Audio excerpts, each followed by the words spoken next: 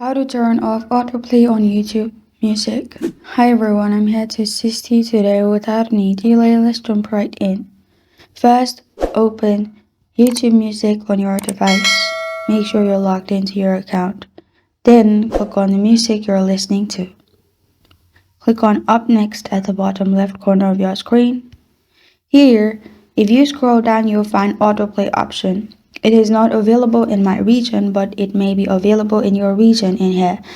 In Up Next, simply scroll down and you'll find autoplay. What you need to do is click on autoplay button and it will stop autoplay. Make sure the circle is on the left side.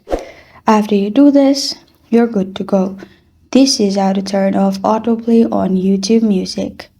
Thank you for joining me today. If this video helps you out, please leave a like and subscribe for more. Got a question or want to suggest a topic? Comment below.